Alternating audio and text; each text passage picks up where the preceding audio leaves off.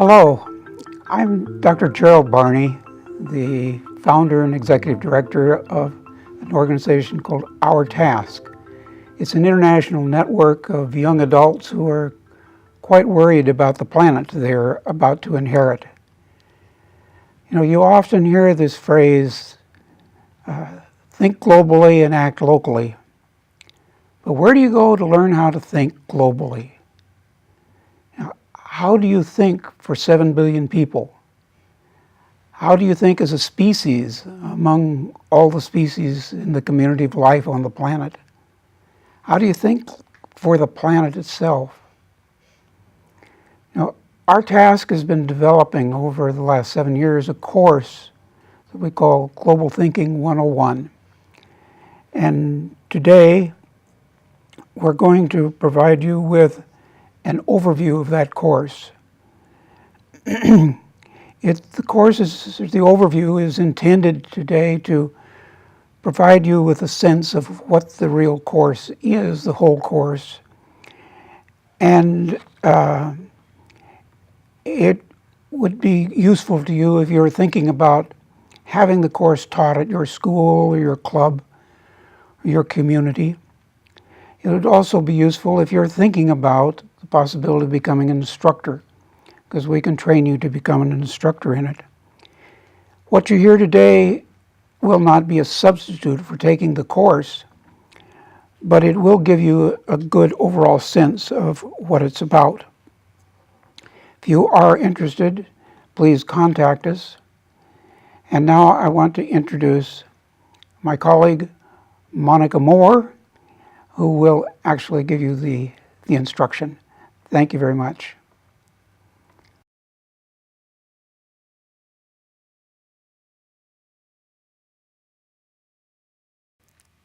Hi everyone, welcome to Global Thinking 101. My name is Monica Moore and I'm the program coordinator for Our Task. And Our Task is an organization of young people who are really concerned about what's happening to the planet, what it means for our futures, and are interested in finding out more about what we can be doing to make a difference and how we can go about that. So our mission at Our Task is to create a mutually enhancing relationship between humans and Earth. And we're going to talk a little bit today about what that means and how we can go about doing that. So who we are as an organization, like I said, we're a group of young people. And these are just some pictures of past interns, past volunteers. And just to give you a little idea of some of the activities that we do, this is us at the Keystone Pipeline protest back in February, showing our support against the pipeline. Here are some of our interns with our bottle man. So this was just a visual representation of the amount of plastic that we use on a daily, monthly, yearly basis. So just to show the general public, how much plastic we're using, and then we talked about what that means in terms of environmental impacts. And then this is some of our interns completing their 8-week-long internship program, which is sort of an extended version of our Global Thinking 101. So that's just a little idea into some of the things that we do as an organization. So in my position as program coordinator, I've been asked a lot, what does it feel like to be a young person living in these times, and a young person who is involved with environmental issues and has a decent grasp on what that means. And I have 3 words that I use to describe my feelings. So I say that it's frightening, frustrating, and inspiring. So it's frightening because the issues that we're facing are real and they're serious, and they have kind of frightening implications for our generation and for future generations. So the things that we're doing to the planet and the effects that we're already seeing happening in terms of climate change are really scary. It's frustrating because these are issues that we've been facing since the environmental movement started back in the 70s. So over 40 years now, we have known that this is happening, and we do know what we need to do and the changes that we need to make in order to sort of steer ourselves into down a different path. But we're not acting to make those changes happen. So it's frustrating because we know what we need to do and we know how to do it, but we're not coming together to do it. But it's also inspiring. And in my past year, I've met a lot of awesome young people who are really passionate about these issues, who want to get involved and work together and be innovative and be creative and find ways that we can make changes and make differences. So while it is frightening and frustrating, it's also really inspiring because I know that we have the ability to make these changes and make a real difference for ourselves and for generations to come. So now we're going to actually check out a video that is a young girl named Severn Suzuki. So this video was her speaking at the UN Earth Summit back in 1992. I don't know if any of you have seen this before, but it's really, really powerful. She's 12 years old at the time, and it's just a really good look into how much of a voice a young person can really have. So we're going to check that out.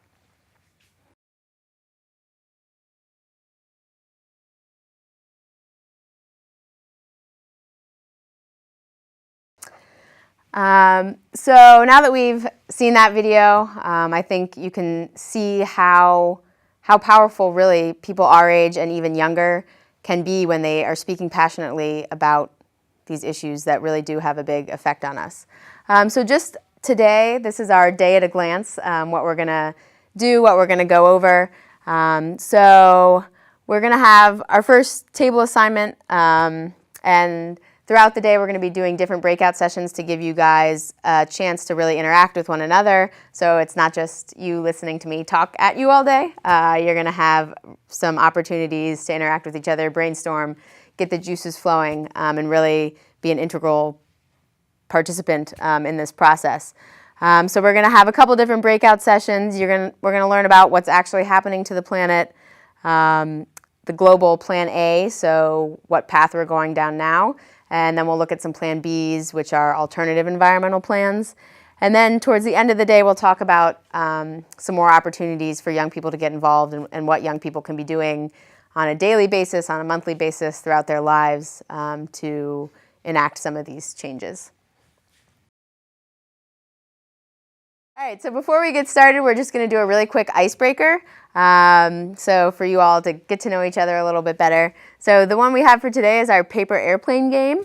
So you're going to make a paper airplane, you're going to write your name and your top 3 environmental concerns and your favorite hobby, and then you're going to fold them up and you're going to throw them around the room and you're going to get someone else's paper airplane, and then we're going to go around and read the information so we can all get to know each other a little bit better.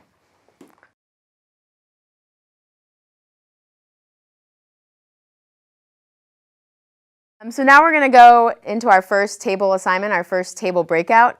And the overarching question for this breakout is, what do you expect will be the most pressing global issues of your lifetime? So in groups, we want you to discuss what's going on in the world, what's happening to the planet that you already know about, what does it mean, and yeah, what are the big planet level issues that will confront people by the year 2100 or before. And then have a scribe for your group, and then we will reconvene and share what we come up with.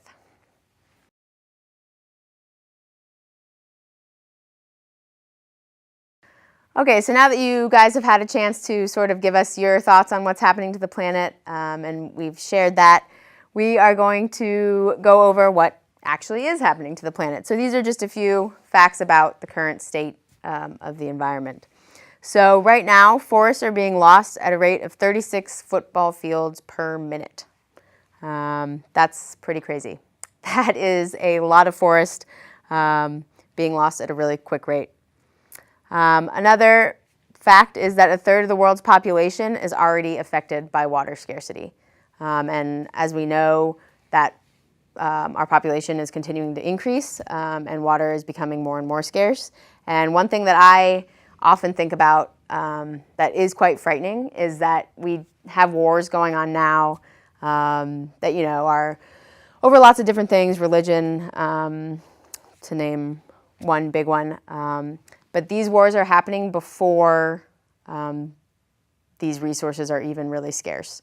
So it's scary because you can only imagine what the wars are going to be like once we're fighting over religion, but then we also are fighting over our basic needs. So that's something to really think about in terms of our futures and what that's going to look like. And just a few more facts. More than half of young people live in poverty, and that's defined as less than $2 a day. More than half. So that is also not a good outlook for our generation or future generations. And the scientific consensus and the evidence is that we are damaging our ecological life support systems at an overwhelming rate. And human quality of life will suffer substantial degradation by the year 2050 if we continue on the path that we're on now. So it's almost 2014. 2050 is not far away. And I think as a young person, putting it into perspective and being able to see that short time frame, that's something that we need to have in the back of our minds in terms of our actions now and how that's going to affect us already by 2050, which is not far off. So now we're going to check out another video. This is a TED Talk by Arthur Bertrand, who is an artist, activist, and he has this awesome image-filled talk that really gives us a good look from a big bird's eye view what we're doing to the planet. So just to give you all a better visual representation of what we're actually doing to the planet.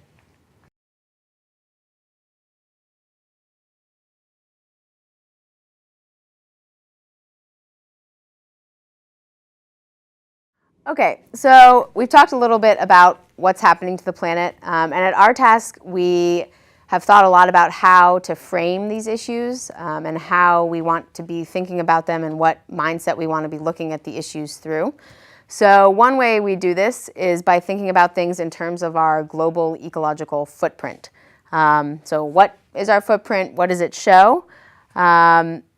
Basically it shows that we are overusing our resources.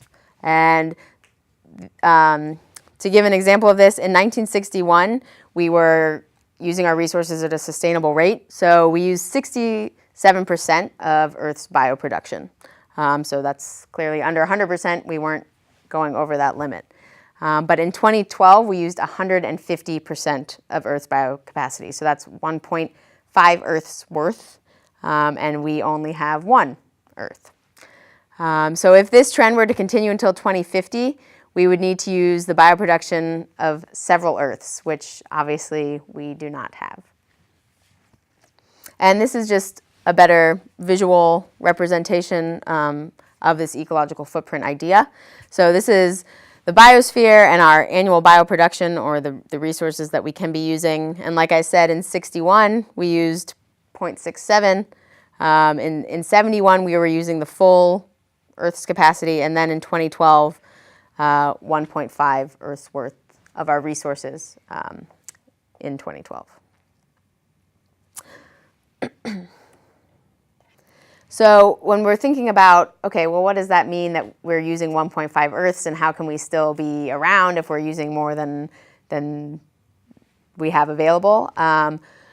It doesn't actually mean that we're using everything on this planet plus 0.5. It just means that the rate at which we are consuming resources, it's an unsustainable trend. So we will start dipping into our reserve resources, and that's the 1.5.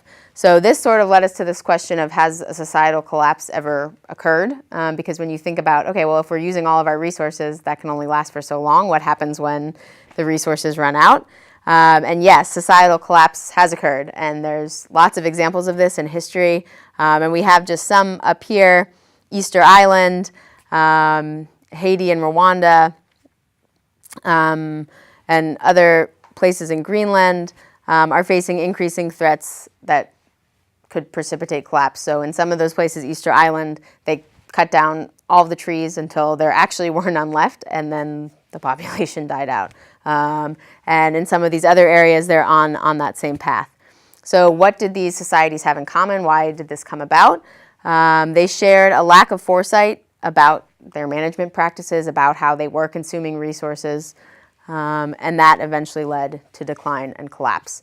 And looking at the projections for us and the way that we're consuming resources and the way that our population is increasing, it's not looking good.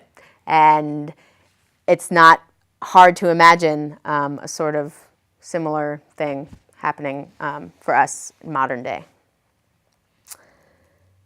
And yeah, so could collapse happen on a global scale? Yeah, it could. And these are just a few resources to check out. And if you're interested in seeing, what the projections are and how we would eventually get to that point. So Limits to Growth study at MIT and the Global 2000 report to the president have a lot of really good information on the trends and where we're going and how that collapse might happen.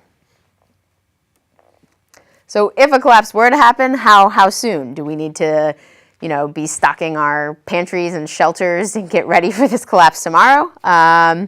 So the scientific consensus is that human quality of life will suffer a lot by 2050, and that's that same 2050 year again, if we continue on our current path.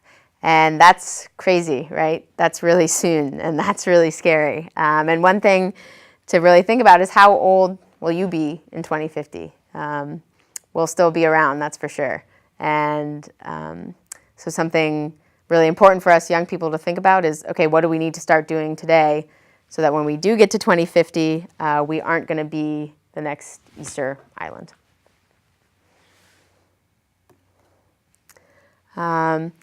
So another question that a lot of our young people ask is, okay, if we know that this is all happening and we can see how it's going to be affecting us and the outlook is not good, why aren't these issues being given more attention?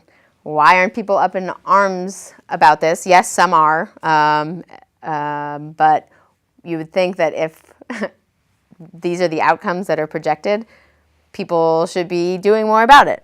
So there are a couple reasons why more attention isn't being given.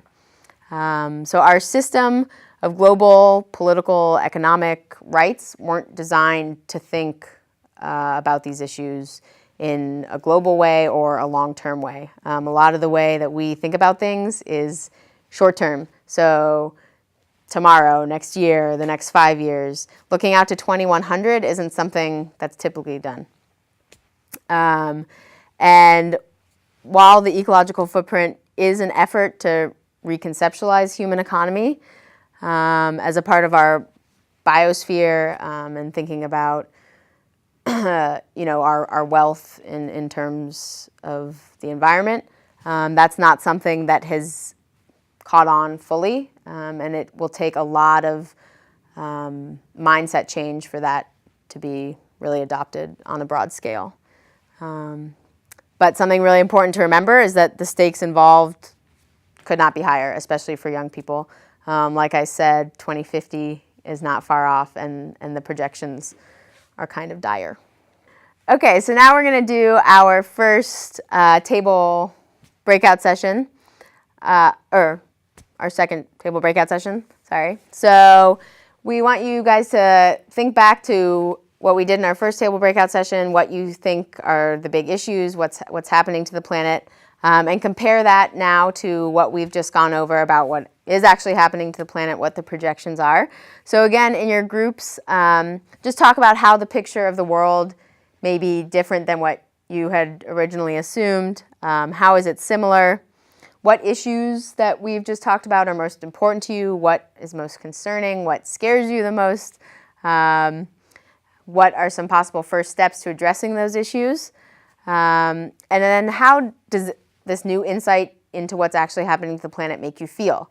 Some of you, I'm sure, already knew what was going on to the planet, but if this is new information, how does that make you feel as a young person? So just discuss that in groups and record, and then we will reconvene and share our discussions.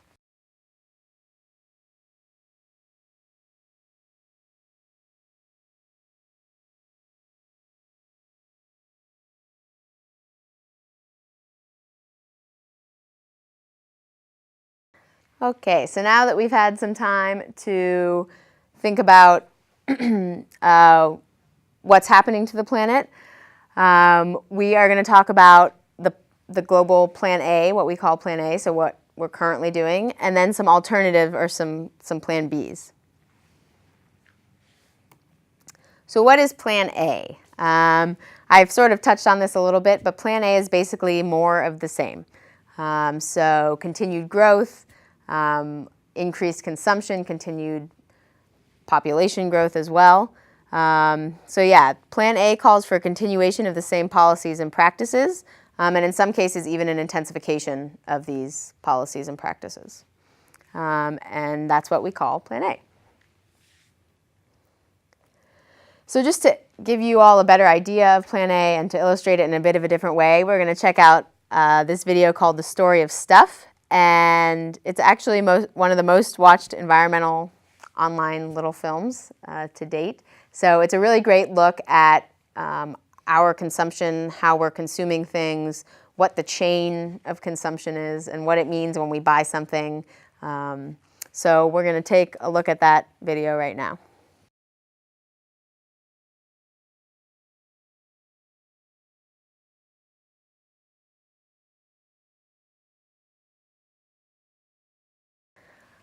Okay, so just another little overview of Plan A. So what we can see from the story of stuff is Plan A isn't really a plan at all. It's just business as usual, doing things like we've been doing them, which is leading us down an unsustainable path. And really, we aren't making a conscious effort about how our actions today are impacting the planet or how they're going to impact future generations. And we aren't really planning accordingly for the outcomes that those actions are going to have.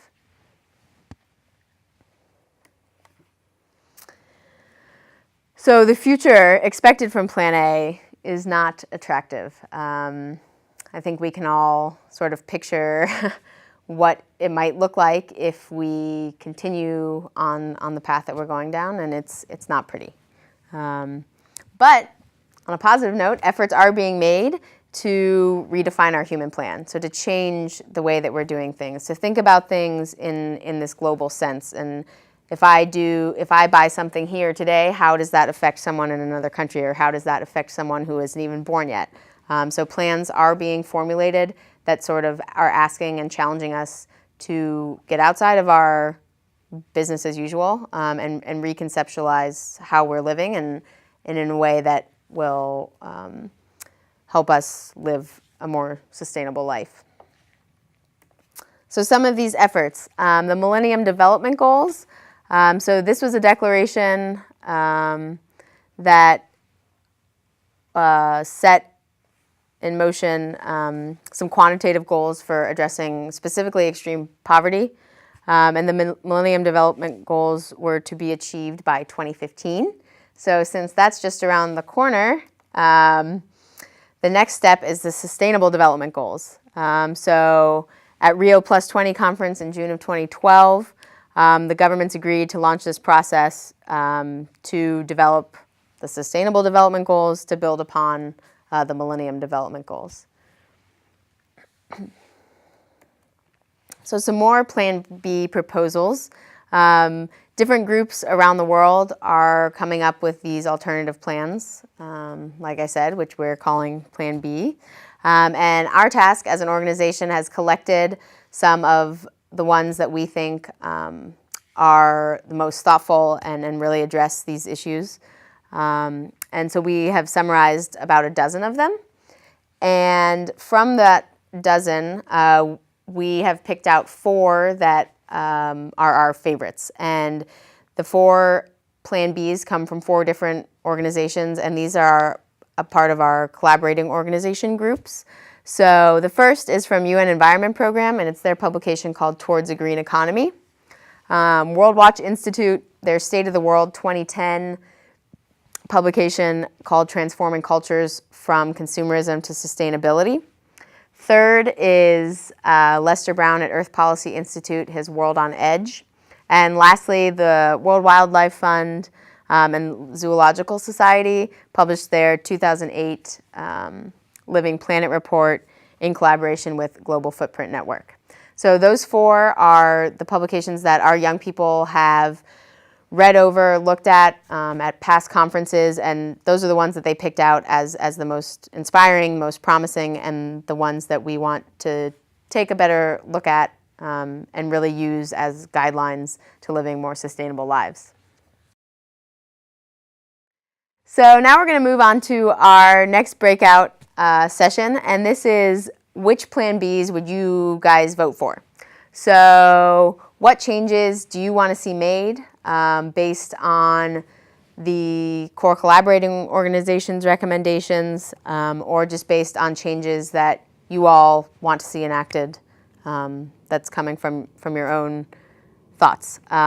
So yeah, don't feel constrained by the ideas in the Plan B summaries, which you all have in front of you. Use those as guiding principles. Feel free to list those as changes you want to see made, but also really brainstorm and get creative about what you as an individual want to see, the changes you would like to see made.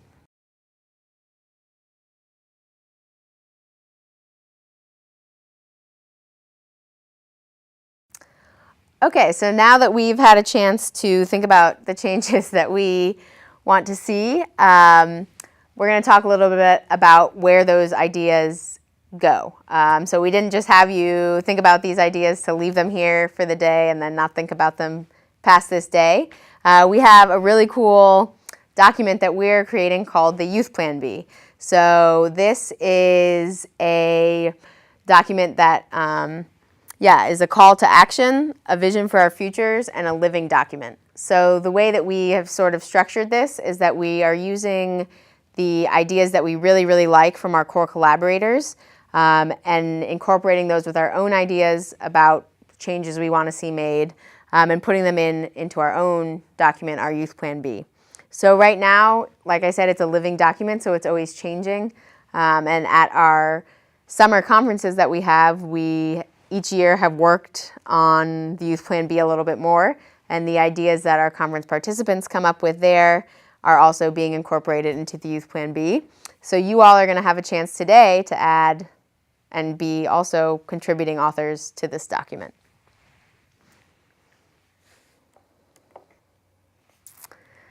So yeah, for our Youth Plan B, we really, really need the wisdom and support of each other. Our parents and our grandparents' generations too, they have a lot of wisdom to offer, and we really like to focus on this intergenerational dialogue. So speaking with each other as young people, but also talking with the older generations about what we can be doing. So we're asking you to join us in this thoughtful dialogue and become contributing authors of our Youth Plan B. So just a little bit more in terms of understanding how we started developing this Youth Plan B. Like I said, it's our alternative vision for the future.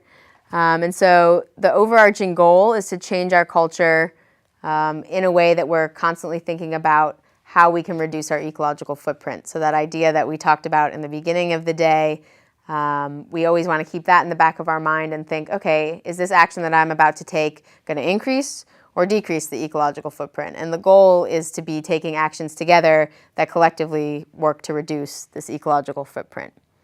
So it's our task to figure out what these actions are and then to act accordingly and encourage each other to not only talk about what we can be doing, but also really start doing it.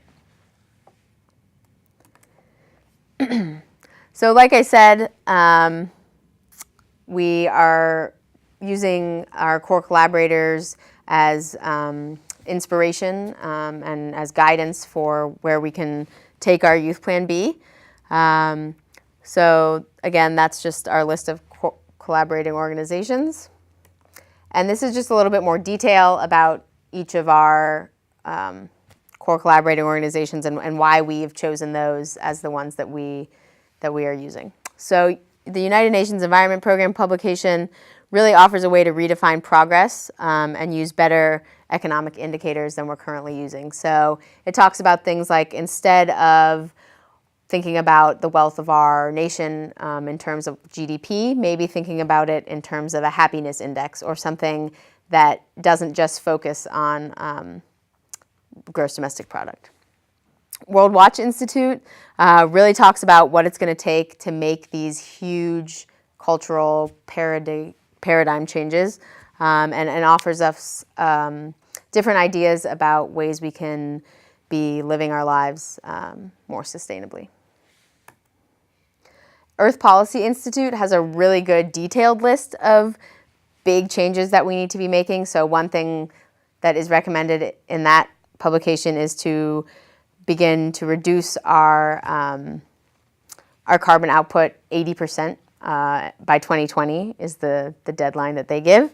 And we're going to talk a little bit more about that in a second. And then lastly, Global Footprint Network provides us with an indicator on how our species is actually working within the planet. So that idea of global ecological footprint, Global Footprint Network actually calculates what our current global footprint is.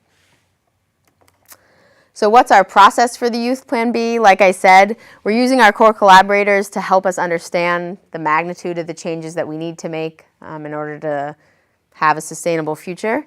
But these documents don't necessarily tell us how to make these changes. So like in Earth Policy publication, reduce our carbon output 80% by 2020. Wow, 2020 is really soon also, even sooner than 2050.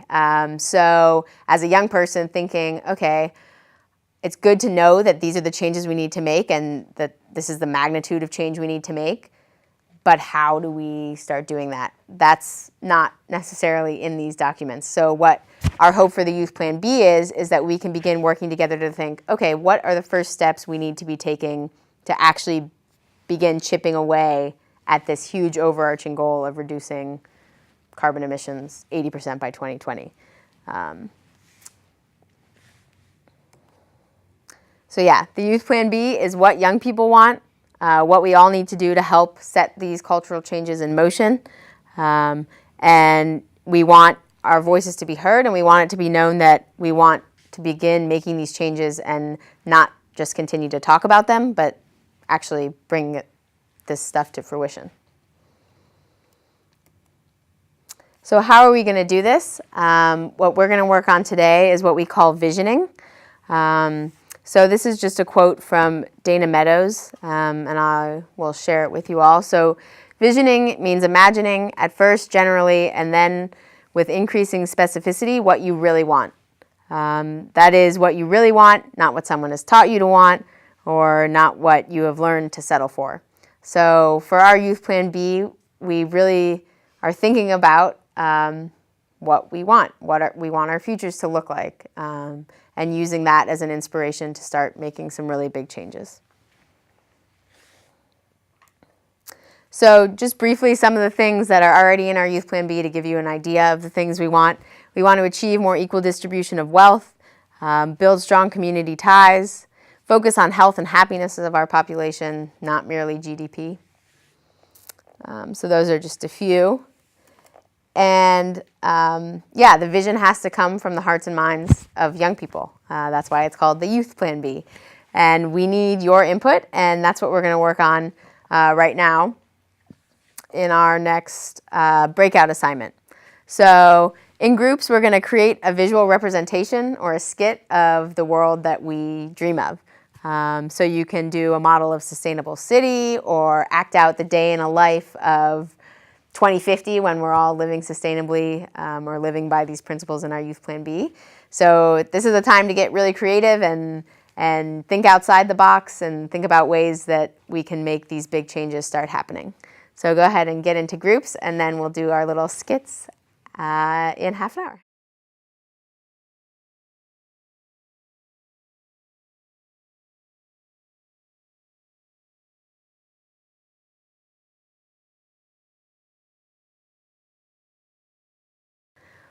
Okay, one last video for the day. This is a Bill Moyers interview with Grace Lee Boggs, who's 91 years old, and she's been a social environmental activist for almost her entire life. And in this video, she really talks about what our leaders need to be like today, and how they need need to get the message across and what the best ways of doing that are. So we're going to check that out as a little inspiration for us since we're the next leaders.